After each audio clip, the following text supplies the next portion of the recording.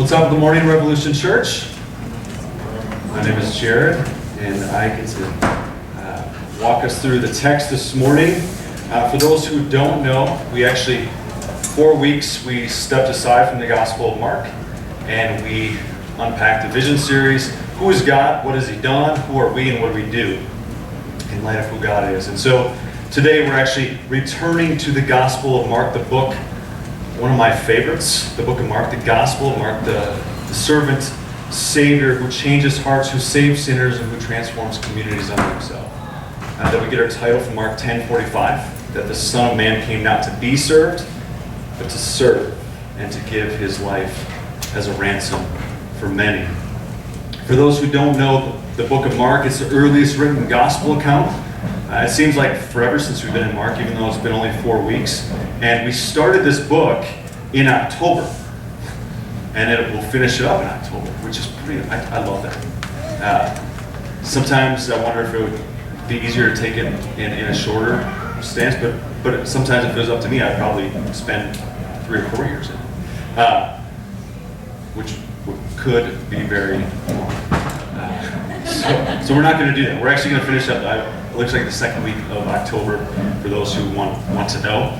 In fact, we've seen many different aspects of Jesus in His ministry up to this point. From Him being commissioned at His baptism to then beginning His earthly ministry, which was approximately about 3 years total. And so this, where we pick up today, actually the last time we got together in the book of Mark, the beginning of chapter 11, that began the last week of Jesus' ministry here on the earth.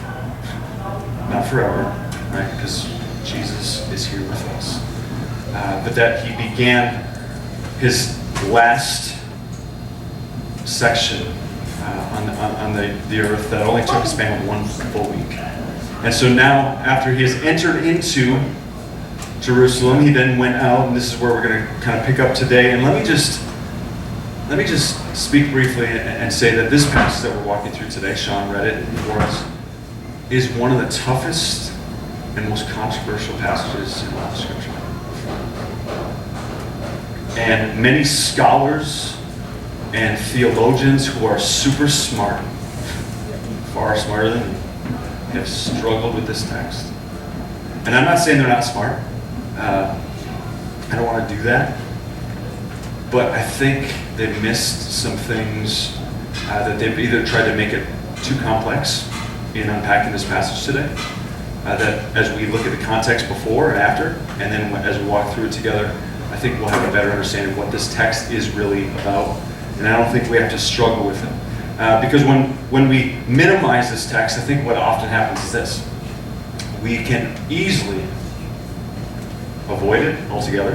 That's why we actually study through books of the Bible here at Revolution Church. We don't want to skip the tough stuff. We want to walk through it and see what God has to say no matter what we're teaching through. And so this passage, which is far more than just about anger. I think many times people talk about it as being, well, that's a text on anger. It's the topical series on anger. We could spend a lot of time on the anger of Jesus, but let me just submit to you today that it wasn't that Jesus was just having a bad day. We all have bad days, but Jesus wasn't having a bad day.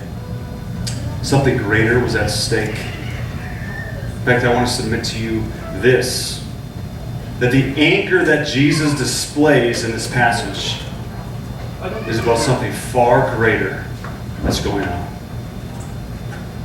That this passage is primarily about worship. Avoiding appearance of things and getting at the heart of the matter. So we're going to look at, let me just give you the roadmap. This is where we're going today. I'll give you a little brief. This is where we're going. True authentic worship. We're going to look at it through the lens of a tree, through the lens of the temple, and then we're also going to look at it through the lens of true faith, which is Jesus is going to just lay out for us today on how He does things. So let me just pray and offer up this passage this morning. God, You are good. God, I thank You for each and every person who is here this morning. God, I thank You that You convict us of our sin. that we oftentimes come with so many things on our minds on Sunday mornings, or maybe how we begin the work week, or maybe some struggles that we've entered into this weekend that they're fresh in our minds. God, I pray that we can just let these things go right now.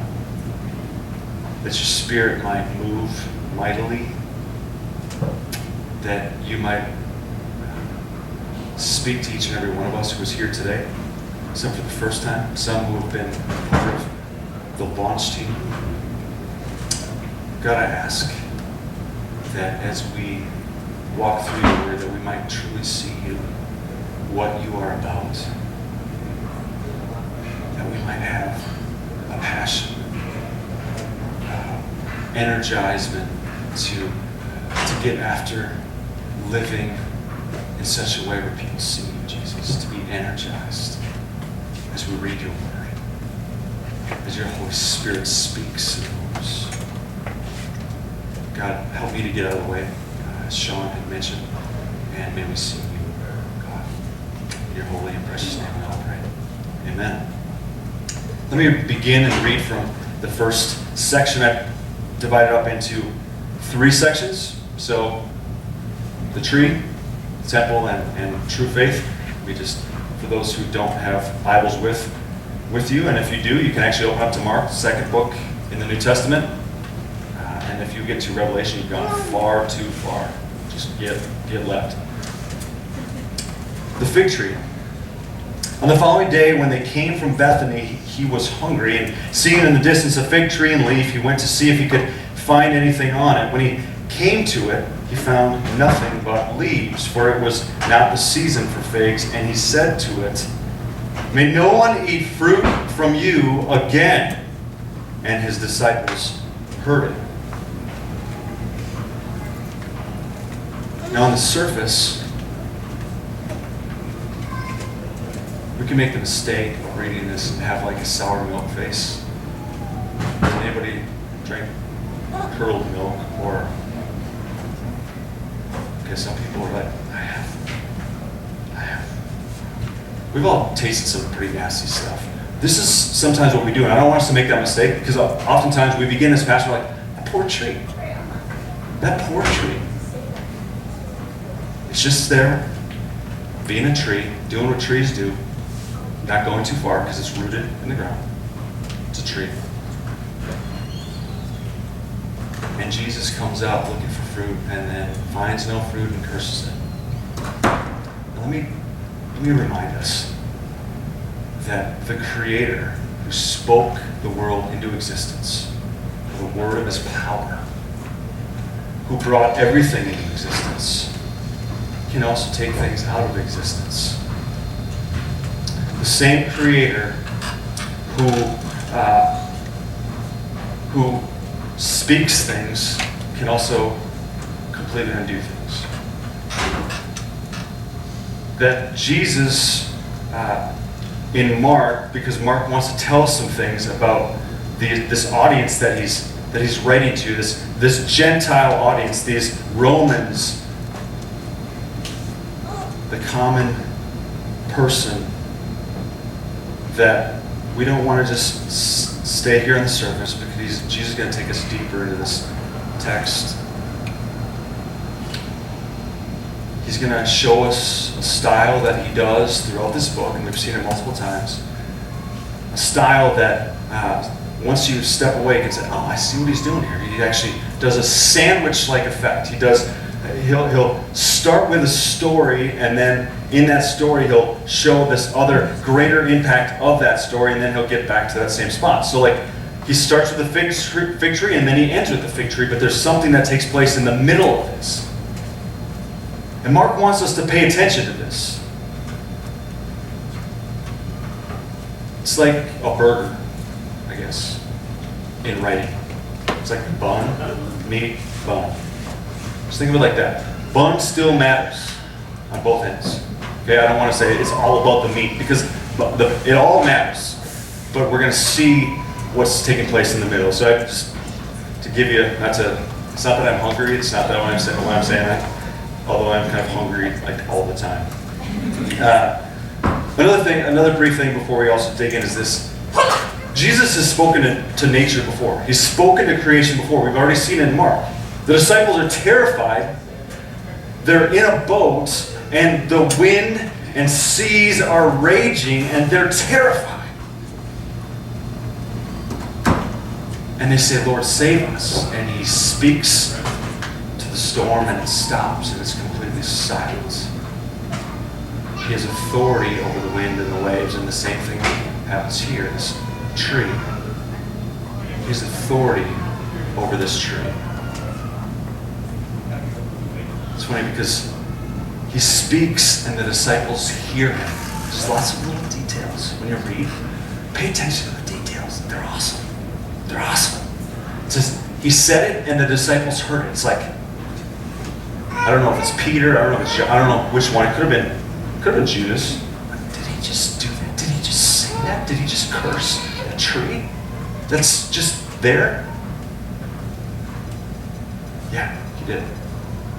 And there's going to be a great reason for that. Why? Because oftentimes Jesus teaches in parables, and this is basically, in a sense, him living a parable for them. He's demonstrating a life parable for them, a theological meaning for them to understand.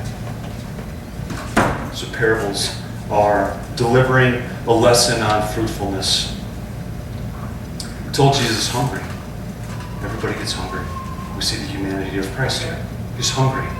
And he's looking for food. And what does he see? He sees this amazing tree all budded out.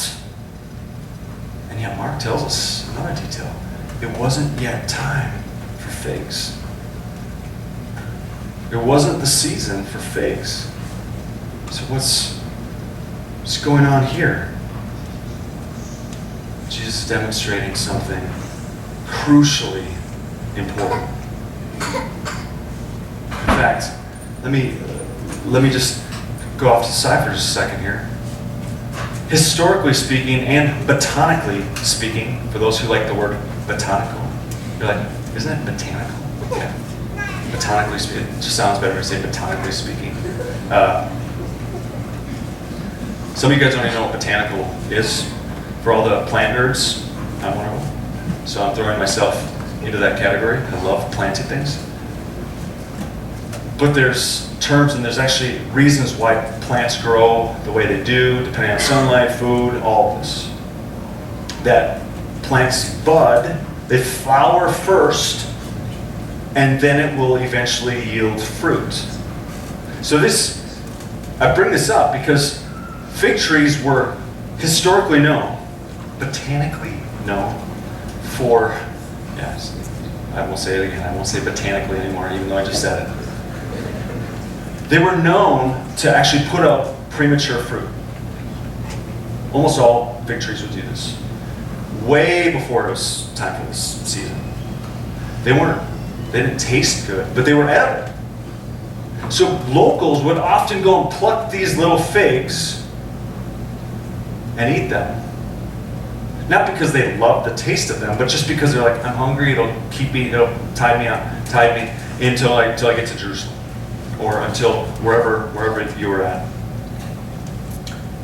Jesus wants us to see what's going on here, that it's more than just this tree. He's preparing the disciples for a private illustration with this tree that's soon about to become a public illustration of the temple. Things that appear to be one thing and are far from that. The appearance isn't the only thing that matters. It's not what we see, it's the entirety of it. In fact, the Old Testament prophets often would talk about figs and fig trees, but always the prophets, when speaking about fig trees in the Old Testament, would speak of them in judgments. Multiple times. That whenever fig trees are mentioned, they're often mentioned as the children of Israel who are like a fig tree that is ripe and prepared for judgment.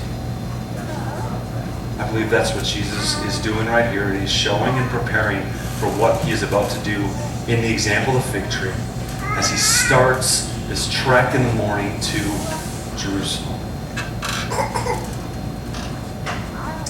Have you ever done this? Seen something by appearance? Maybe you saw a cover of a book, or maybe you thought about a movie, or maybe you're like, this is going to be great. Or you saw the previews. Previews are basically the cover of a book or the cover of a movie. That's what it is, right? And then that's it. That's the only good parts. I remember about a month and a half ago, this is the craziest part. Every single Sunday after we gather corporately for worship, we like to go and get something to eat. I know a lot of you guys like to eat. We all have to eat because we're all hungry. Right? If you don't eat, you die. And so I like to go and eat something, usually with meat. I like burgers. I really like ribs. And so this particular Sunday, it was only a month and a half ago, Mary Grace she was like, well, I'll bring Savannah and you can bring Shepard. And so I brought Shepard to this fancy fast food place. Like that's kind of like a, I don't know what that is. That, yeah, Oxy, yeah. We pull up to this place. I won't even name the place, other than you kind of order through a clown, right? And I was hungry. It's going to be quick. Sometimes we like to sit down, but we're kind of in a hurry because we're going to actually meet some other people somewhere else. So we needed to just get something to eat fast. And so what happened is we pull up and I order 6 burgers and 2 chicken sandwiches, and then a couple of ice cream. They're Reese's cups. Yep. I'm not Oreo cup. Reese's cup. Okay. So I just think they're better. I think cheese would be Reese's cups or the Oreo cups. So we got 6 burgers. Keep that in your mind. Keep that in your mind. 6 burgers, and there was 2 chicken sandwiches. And I'm excited. I'm hungry. I don't know what the deal was. It was because one of the kiddos wasn't sleeping all night, so I was exhausted. I just needed to eat some food. I was super hungry. We get home and we get the food for Shepard and Savannah, and I think they're getting a ball game ready or something. And I go to get my burger, and I'm excited, and I open it up, and I see it, and I'm like, oh, that's glorious, and I take a bite, and I'm like, that doesn't taste right. The very first burger I open up, I'm like, what is it that's not right about this? The bun, see, right? The pickle, like this hint of pickle and onion, ketchup. There's no burger.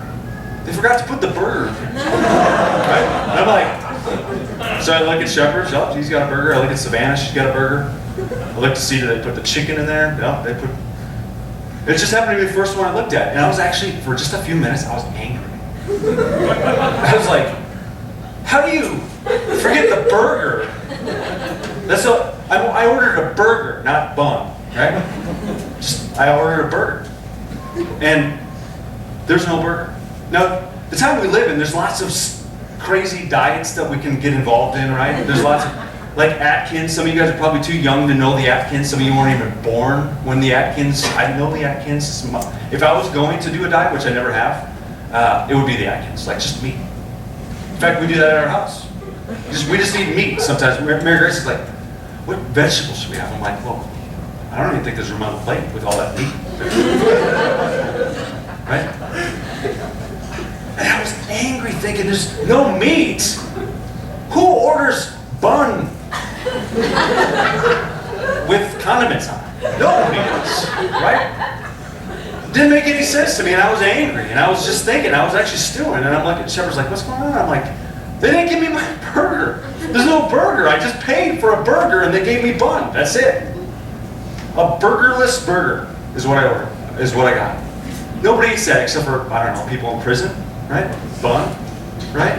Nobody does that. Who does that? Right? And so I started getting angry, and I started thinking, you know, it was a mistake. Somebody just forgot to put the burger in between the buns. They did put the pickles and onions and the ketchup, all of that. They forgot the burger. And I was thinking, Fig tree. That's what I was thinking. Fig tree. That's what I was thinking. Jesus is looking at this tree that is in full bud, luxurious from a distance. As he gets close, there's no fruit. There's no fruit. Let's move to our second section, the temple. Verse 15. And they came to Jerusalem, and he entered the temple and began to drive out those who sold and those who bought in the temple. And he overturned the tables of the money changers and the seats of those who sold pigeons, and he would not allow anyone to carry anything through the temple.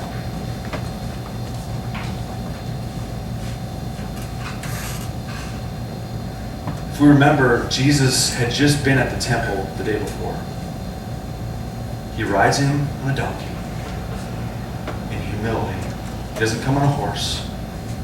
He rides into town. They say, Hosanna! Blessed is he who comes in the name of the Lord. And then he gets off and he goes into the temple and he doesn't do anything. He doesn't say anything that we know of, anything that's recorded. He looks. He just looks. The place of worship had become a zoo. It had become a place where prayer was not practiced, where people were stealing and cheating. In fact, the money changers, the reason why they even had money changers was for really two reasons. The temple tax that the Jews would have to pay once a year, and also to buy their sacrifices who are coming from a far distance, because there's about 2 million people who are now in Jerusalem. The city is swelling. It's packed with people. So there's lots of animals. And Jesus looks around at these guys. The same people who are exchanging their currency because they needed to exchange their currency, their Roman currency for the temple currency. And the problem was these money changers often cheated the people. At minimum, 100% markup. And in many cases, as much as 300% markup for just to exchange your money. They're stealing from the people. And it's taking place in the court of the Gentiles, a place that's reserved for the Gentiles to worship. They don't have all the other luxurious places that the Jews do. They can't worship. The poor are being extorted. The Gentiles are being extorted. Picture this, Jesus walking into this zoo atmosphere, people stealing from one another, cheating those who are just wanting to come for worship.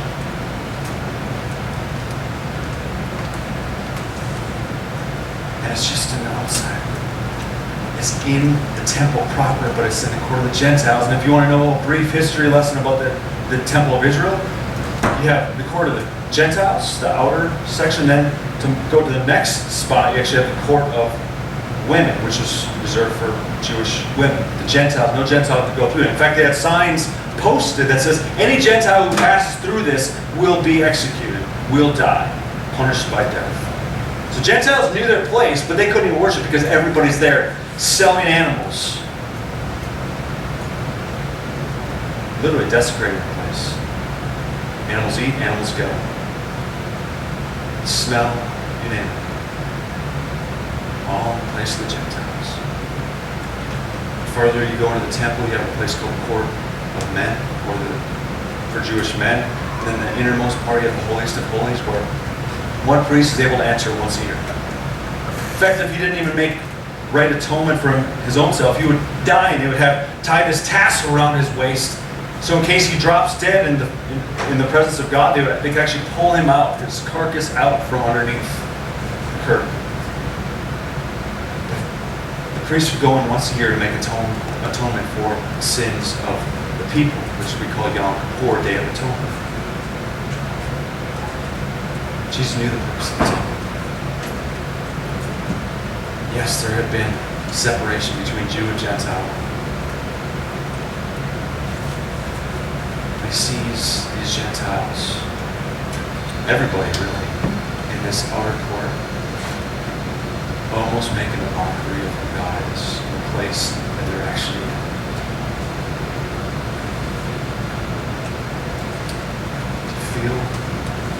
resistance, the white, hot anger that Jesus is displaying.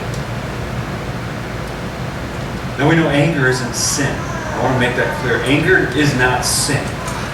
The Apostle Paul says, in your anger do not sin, in Ephesians. Right? So, anger is not sin. Jesus has righteous anger here. He says in verse 17, and he was teaching them and saying to them, is it not written, my house shall be called a house of prayer for all the nations? But you have made it a den of robbers. And the chief priests and the scribes heard it and were seeking a way to destroy him. Not unlike the fig tree.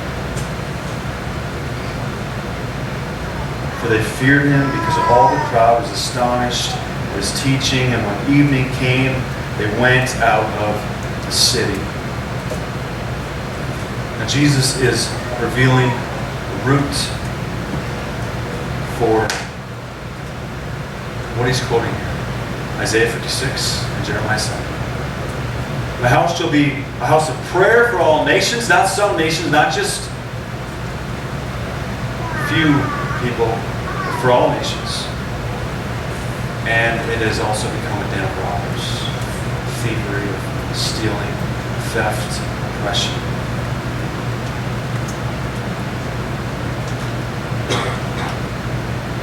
Place that was designated for worship had become a zoo. A place where people were to come to commune with God had become a circus. The place where all facades should have been able to come down for people to meet God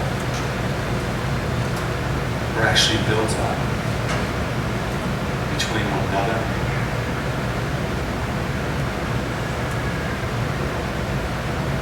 See, beyond the grandeur of this amazing building, it was empty inside with worshipless people.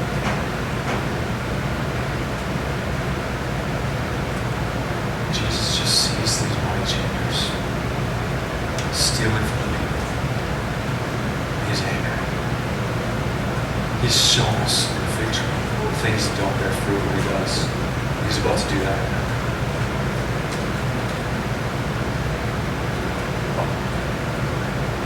He wants his people to return for hunger, for true worship, for true prayer, for true faith in God. Now let's become.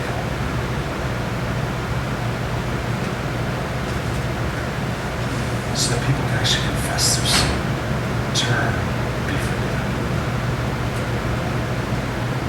Not the zoo, circus atmosphere. Now I want to ask two questions before we move to our third and final section. Who should have been angry? Really, who should have been angry? I'm an Irishman, so I always think about angry people, because a lot of Irish people are angry, right? They're angry or asleep, that's all we do, right? Who should have been angry? It should have been the chief priests. Why were they not angry about this? The desecration of the temple?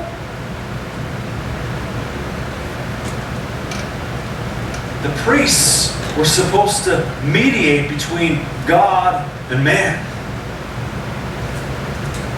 removing obstacles so they could make sacrifice, appropriate sacrifice. Pigeons if you were poor or unclean. Remembering the Passover, the deliverance of God. That's why everybody's there. God delivering his people from oppression and slavery. And remember it in blood sacrifice. They should have been angry. They were to display the goodness of God to all nations. There's a promise that God gave Abraham back in Genesis 12. Through you, through your line, through your people, you will be a blessing to all nations. They knew that. They're the priests. They should know better than anybody else. They should have been outraged. But instead they're making a killing off us. Making extra money. In fact, they're rich. Yet Jesus, the true high priest, shows up in the temple, angry at what is happening. Chief priests, angry at sin. They want to destroy Jesus. They want him undone. And in a week's time, they'll get what they're hoping for. He'll end up on a cross. He'll end up on another tree. The second question is this: what does it say about the posture of our hearts? The zeal for God. Now, this is hard. It's terribly convicting for me. I'm just thinking, I'm speaking to myself as much as I'm speaking to all of us. When we get angry, what do we do with that anger?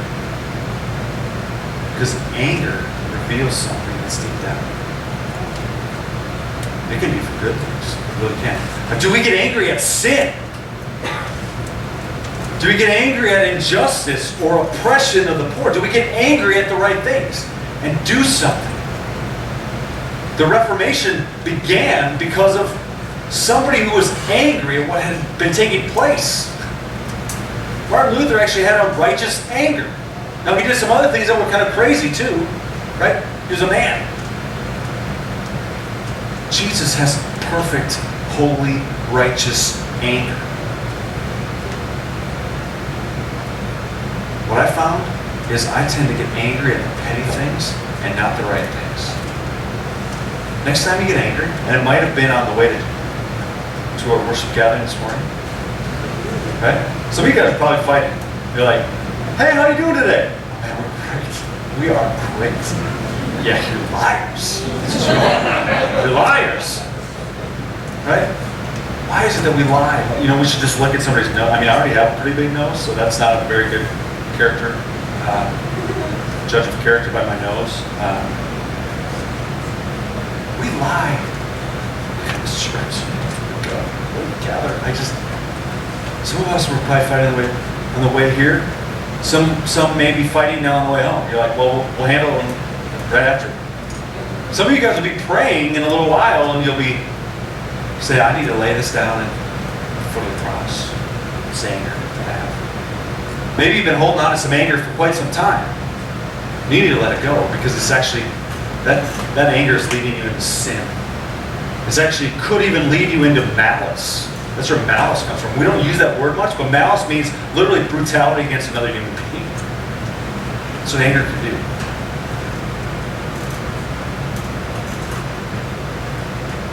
And yet here's the hope for us as true worshipers. In our third section. And read.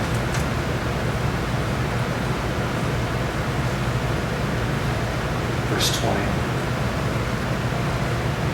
Sorry, you guys.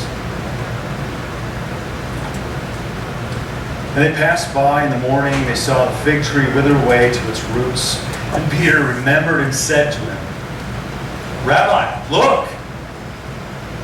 The fig tree that you cursed has withered. And Jesus answered them, pay attention, have faith in God. Truly I say to you, whoever says to this mountain, be taken up and thrown into the sea, and does not doubt in his heart, but believes that what he says, received it, and it will be yours. Believes what he says will come to pass, it will be done for him. Therefore I tell you, whatever you ask in prayer, believe that you have received it, and it will be yours.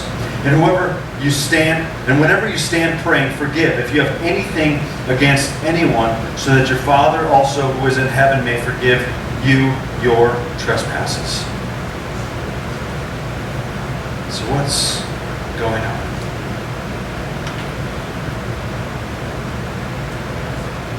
They just left this traumatic scene. Jesus is just, they've seen something that Jesus done. This is the first time they've seen this. Because at the beginning of his ministry, he cleansed the temple, and this is now the second time. So in the Gospel of John, he's cleansed the temple. This is the second time. Beginning of his ministry, the end of his earthly ministry. As a judgment, some hard words represent who God is. They look at this fig tree again. They say, look, Master, Rabbi, Teacher, it's withered. In fact, the actual translation is, it has been destroyed. That's actually the translation. It's been destroyed. So I don't know if it's just completely flat. There's nothing like just disintegrated, or just so withered that they can't even tell what it is now. Like this, wow, Jesus just spoke, just cursed that tree, and look what has happened. The word of his power. Now what was happening? And look what Jesus responds. What does he say? He says, have faith in God. They're still looking. Now, it's easy for us to throw the disciples on the bus, right? It's easy for us to say, well, they just don't get it. What are they? And in this spot, you might say, well, that seems like a pretty logical, like, hey, look, the tree's withered.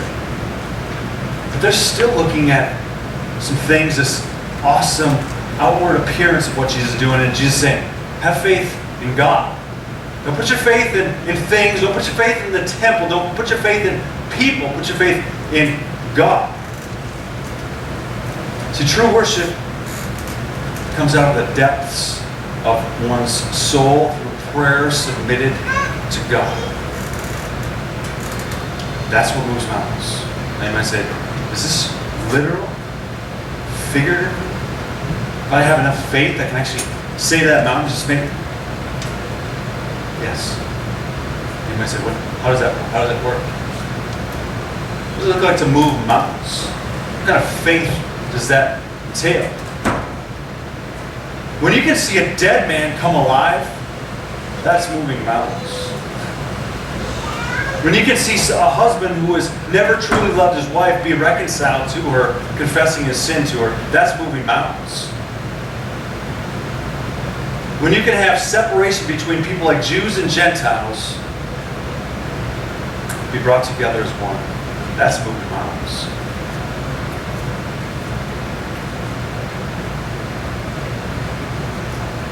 Moving mountains is what drives us to confess our sin, to repent of our sin, to be forgiven of our sin, to be made clean and whole and one and united under Christ. That's moving mountains. He says, have faith in God. Don't put your faith in any external appearance of something. Have your faith in God. It's not the temple that reconciles you to God. It's God that reconciles you to himself.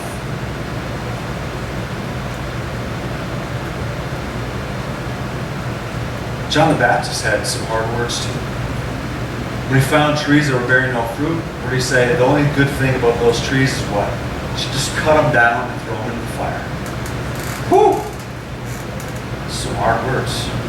You guys are like, man, it's a little hot in here. I thought there was air conditioning. There was. This is a hard word, but let's look at worship. Let's look at worship now. How do we have that faith in God that Jesus is talking about? Can we just stir it up, just manufacture it in our own hearts? No. Can we just have a better attitude? Can we just sing more passionately? No. It doesn't stir up faith. Can we just study our Bibles harder? Can we just do something that will make us be better theologians, and God will love us more and we'll have more faith? No!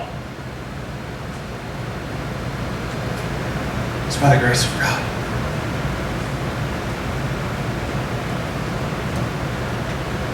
It's by the grace of God.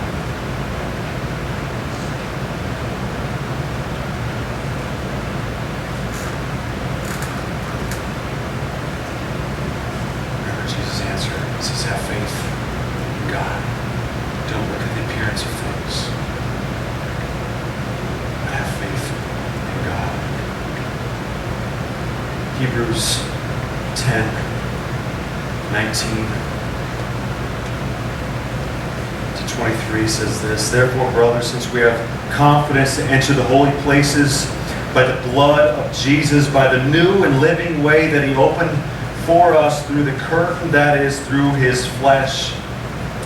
And since we have a great priest over the house of God, let us draw near with a true heart in full assurance of faith, with our hearts sprinkled clean from an evil conscience and our bodies washed with pure water. Let us hold fast to the confession of our hope without wavering." Listen to this. "For he who promises faithful." How do we get faith? It comes from God. It's grace. It's a gift. It starts with surrender. Jesus enters Jerusalem the first time in humility. We come to God in humility.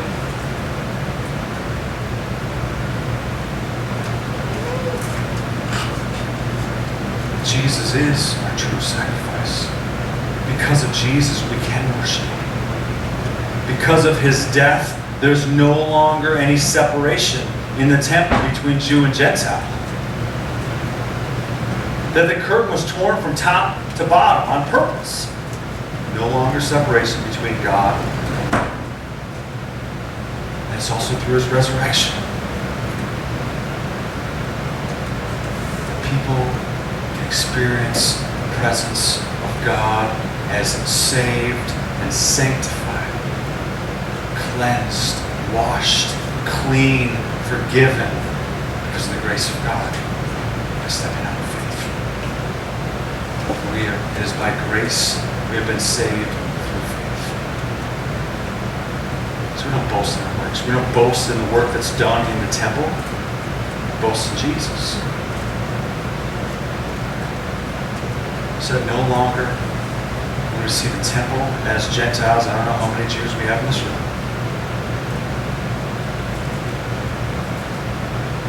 But there's no longer death for those who enter into the inner realms of the presence of God. Because God's removed that. We now can experience God. We are temples. We are the temple of God's Holy Spirit.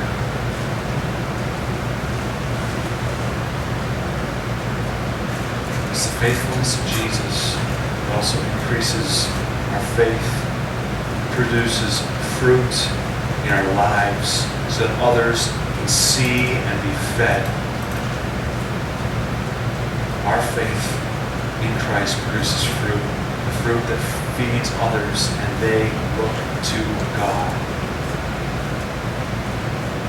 Galatians 5:22 and 23 also tells us, "But the fruit of the Spirit is love, joy, peace, patience, kindness, goodness, gentleness, self-control." I love the next line, 23.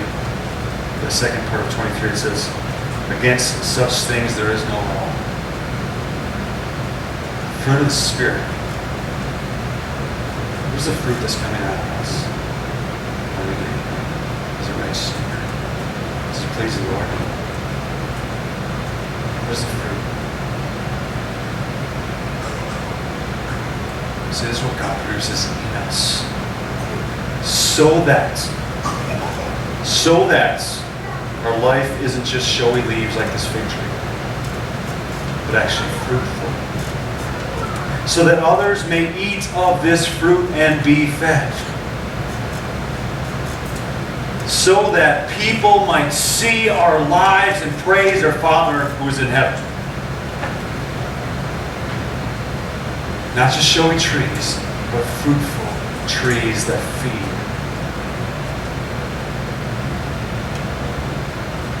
Ask God for faith if you have none. To believe in his sufficiency that will completely swallow your deficiency. Ask God for that faith. Here's the big idea that I want us to get, and I plead with us to get this morning. The fig tree was cursed, yes. And yet Jesus went to another tree. And he took our curse of sin and death upon himself. The temple, which at this point we now see was very broken. A shell of what it was. Empty vessels. Empty people who had an appearance of dead on the inside. Separated from a loving and holy God. Yet Jesus gives us broken, empty vessels, just like this temple, this shell. Appearing to have no worth through the blood of Jesus. So we can actually be a temple of God's Holy Spirit, so that He resides with us. Isn't that awesome? That true worship. It's not a building or outward signs of what we do, but the Spirit behind why we do what we do, which is the Spirit of God living in us. So we can confess sin to one another and be forgiven. So we can step out in faith and encourage and challenge one another in whatever walk, wherever part of the journey that we're at. Again, at the same point when we extend our hands in worship, He has to start that work in us before He can then do it through us. And we now get a time to respond. Because it's not enough to just hear the words of the gospel, that God loves you, that God broke down the barrier of hostility, has reconciled us back to Himself through His Son, through the blood of Jesus, our perfect high priest.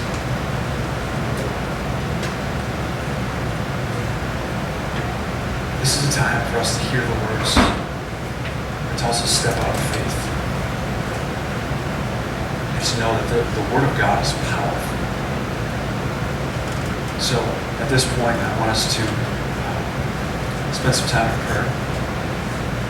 Maybe time confessing sin. Maybe some time reflecting on some areas maybe that we've been unfaithful. And we want to step into the one who is faithful, Jesus Christ. Feel free to arrange your chairs around one another in this area. And I will bring us back a little bit and pray, and we'll continue to respond through song, worship through song, worship through particular communion, tithes, offerings, and we'll get back to that in a second. So take this time to split up in small groups.